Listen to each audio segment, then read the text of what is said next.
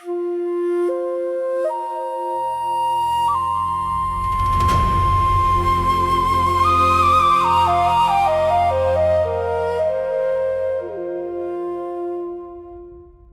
mundos de Avalon, de Ramón Ballesteros Maldonado.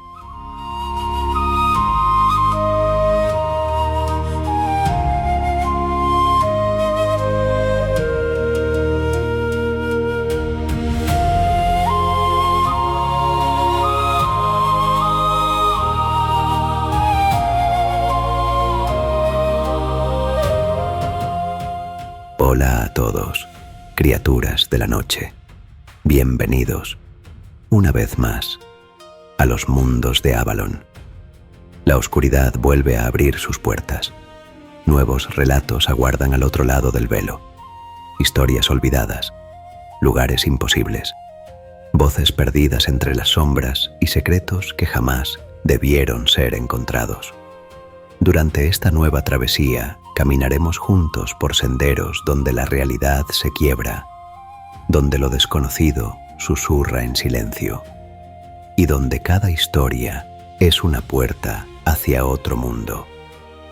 Apagad la luz, poneos cómodos y dejad que vuestra mente cruce el umbral, porque esta noche los relatos regresan y Avalon os estaba esperando.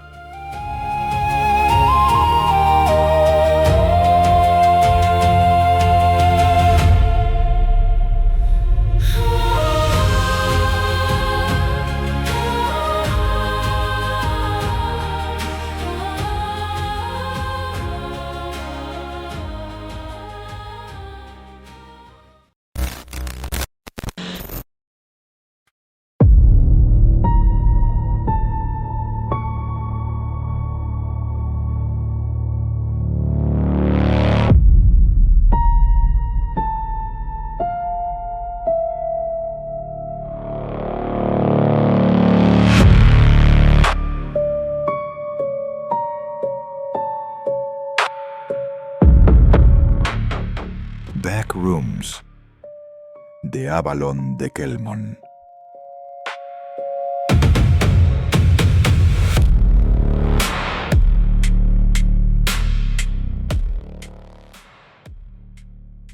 Capítulo 5.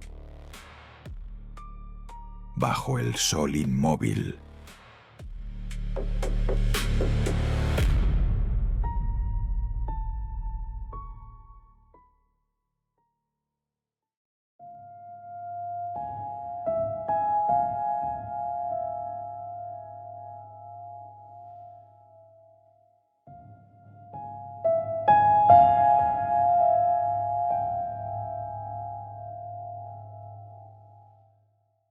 El miedo es natural en el prudente, y el saberlo vencer es ser valiente.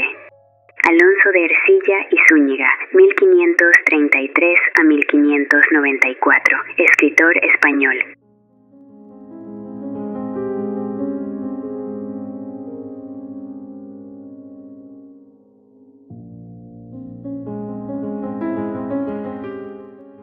Alguien en una ocasión me dijo que el silencio en la multitud era el peor de los ruidos. No se equivocaba. Los cuatro emprendieron la marcha, subiendo las escaleras que daban a la azotea. Allí, Brian y Sarah habían instalado un improvisado campamento, con lo poco que habían podido rapiñar en sus escapadas. El agua era abundante, y la comida, aunque escasa, fue aceptada con gratitud. Eran extraños en un mundo vacío, procedentes de diferentes regiones del globo terráqueo, que habían acabado en el sumidero de la pesadilla de un psicótico. ¿Qué hacían allí? Era una pregunta sin respuesta.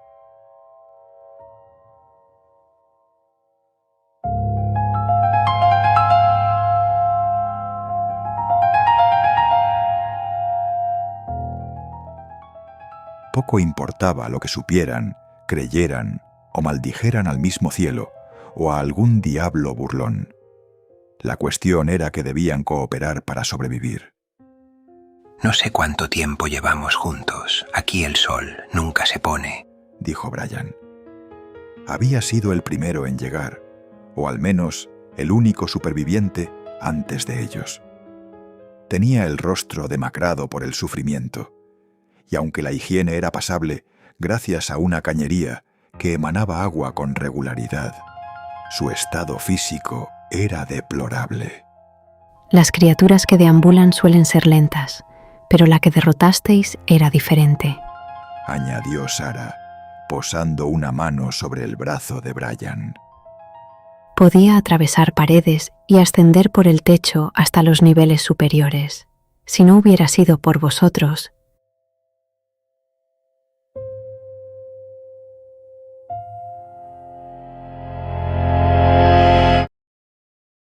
Hank alzó la vista al cielo. El sol permanecía inmóvil en su cénit de forma antinatural, aunque su calor era real. Observó los edificios anexos al suyo. Todos eran iguales, idénticos en forma y ejecución. Las zonas verdes, habilitadas para el disfrute de los niños, parecían lugares estériles e inocuos bajo el silencio reinante. Los parques se repetían entre bloques hasta donde alcanzaba la vista. Debe de haber otra manera de continuar, aportó David mientras se ponía en pie. Yo pude atravesar un agujero en la pared que daba a una zona diferente. Un agujero. El rostro de Brian se iluminó por un instante, aunque el recuerdo de sus experiencias le hizo replantearse cualquier esperanza. ¿Sabes de algún otro?, preguntó el detective. No tenía ni idea de lo que había allí fuera, pero deseaba volver a casa.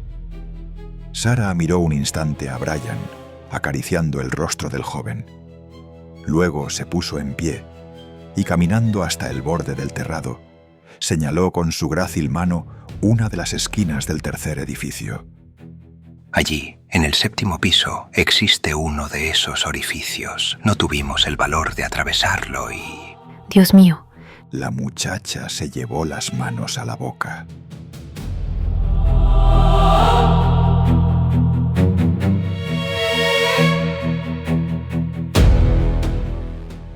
Todos dirigieron su atención hacia un pequeño bulto cercano al 5º bloque.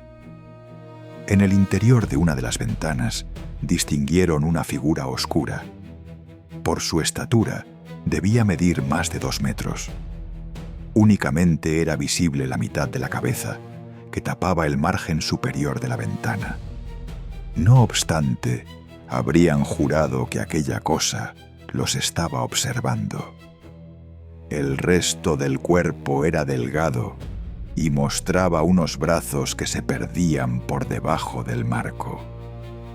Tal como apareció, desapareció, sin dejar rastro.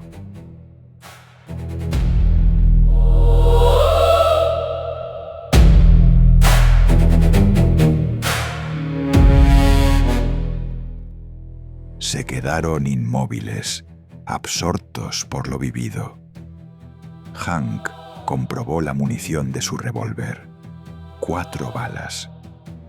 Insuficientes del todo, aunque lo primordial era evitar enfrentamientos innecesarios. Yo digo que lo intentemos, añadió en voz baja. Si nos quedamos aquí, jamás regresaremos a nuestro mundo.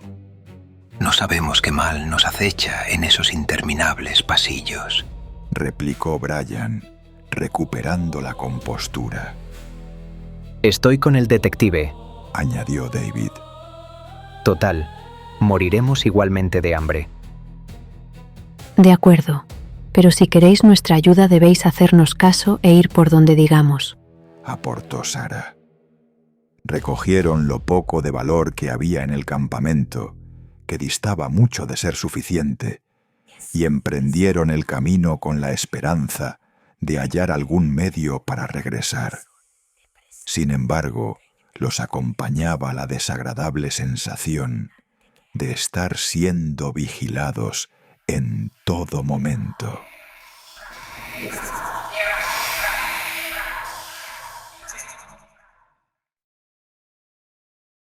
Capítulo 6. El umbral.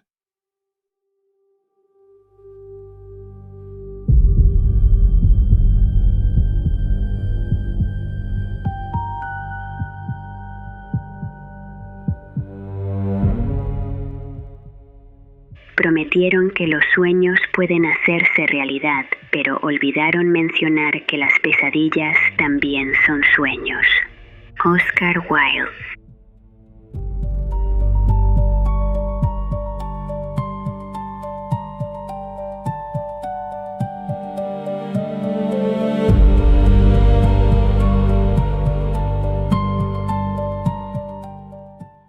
Recorrer un lugar idéntico, muro a muro, puerta a puerta, podía subyugar la mente más fuerte, hacer creer en lo imposible y convertir lo posible en algo fantástico.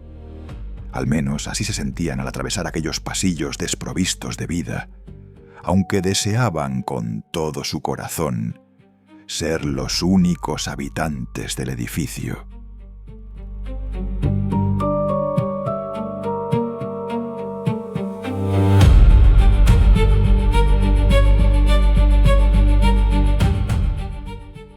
El tiempo, esquivo, no regía su estancia en aquellos barracones del infierno, como los había bautizado Hank.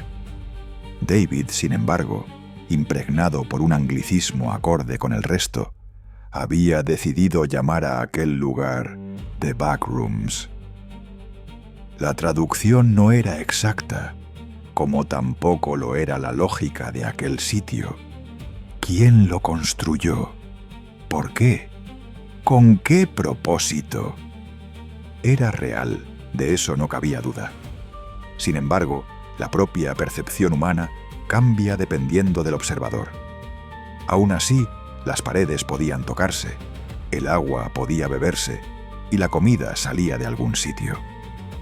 Supermercados llenos de comida, vacíos de gente. Era una locura eterna.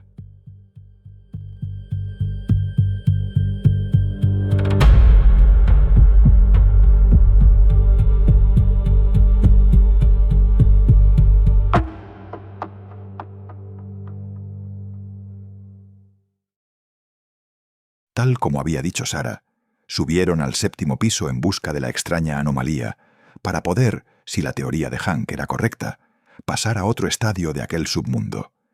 No existían garantías, solo esperanza. Esperanza. Para un sabueso de Washington, aquella palabra era demasiado compleja. Nunca le había gustado. Para él era sinónimo de esperar, y era demasiado inquieto para permanecer estático, aguardando a la muerte. Prefería ir en su busca.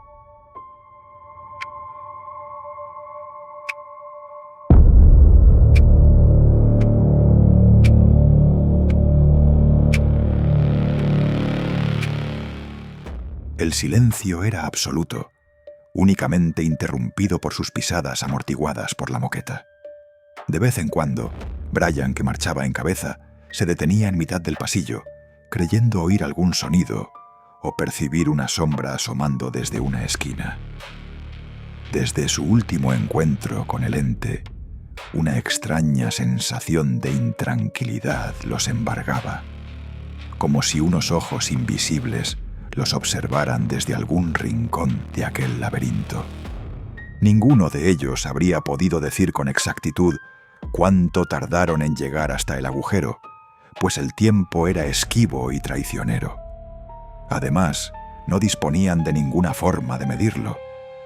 El sol continuaba en la misma posición, y según Brian y Sarah, jamás se había movido durante todo el tiempo que resistieron en la azotea del edificio.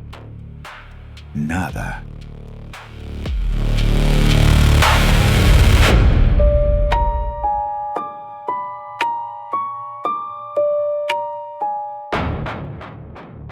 Justo al doblar una esquina, entre dos pasillos que rompían la monotonía de la construcción, encontraron la posible salida.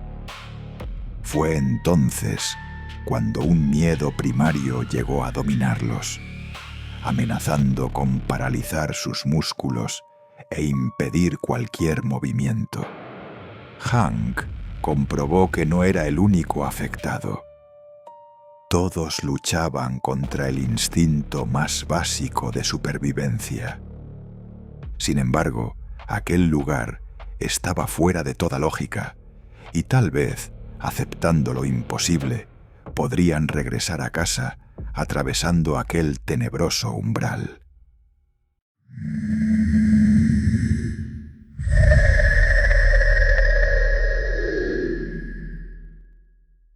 Algo se aproximó por detrás. Aquella sola presencia precipitó una huida tan imprudente como caótica. Hank, tiempo después, recordó caer en una espiral de blanco y negro, cuyo final irradiaba una masa de oscuridad tan densa como el petróleo. Los cuatro cayeron juntos hasta aterrizar en un escenario que recordaba a la boca de metro de cualquier ciudad civilizada. Sin embargo, la entrada que debería conducir a las profundidades donde aguardaban las máquinas permanecía sellada por un muro de hormigón. Al otro extremo distinguieron unas escaleras que ascendían hacia el exterior. La nieve cubría parte de la salida. La noche dominaba el cielo, mezclando nubes de color azabache y ocre bajo una luna de marfil. La alegría los embargó. Por un lado, habían encontrado una salida. Sin embargo, un curioso sonido, semejante al chirrido metálico de una máquina y al martilleo rítmico de un enorme cilindro, los acompañó en la oscuridad. Cuando creían que nada más podía ocurrir, eso vino a por ellos.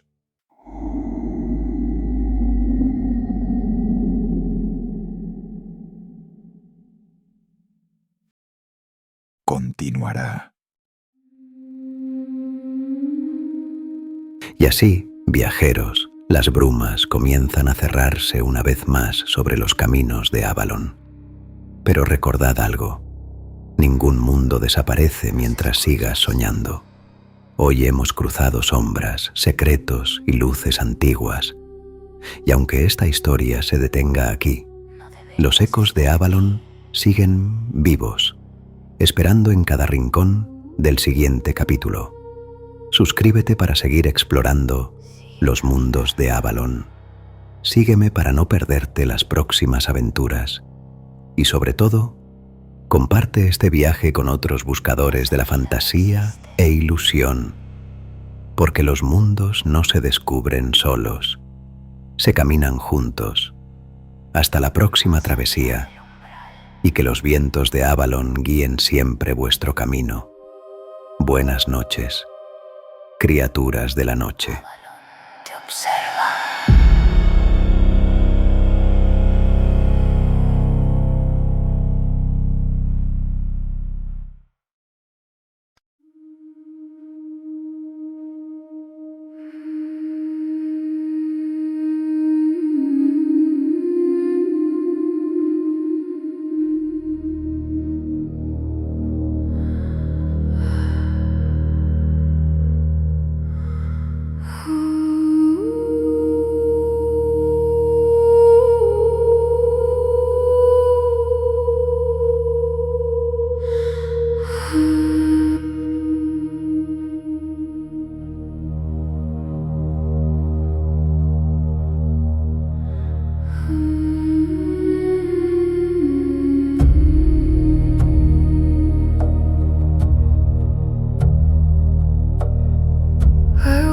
In with my name folded in my hands.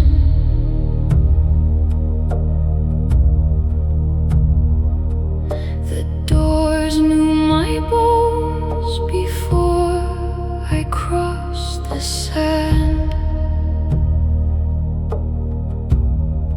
A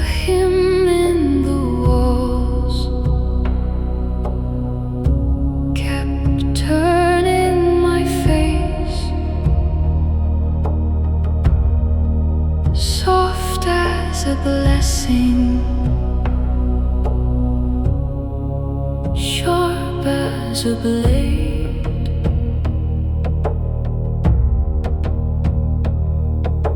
Hush, hush, hear me break. Holy shade, made awake.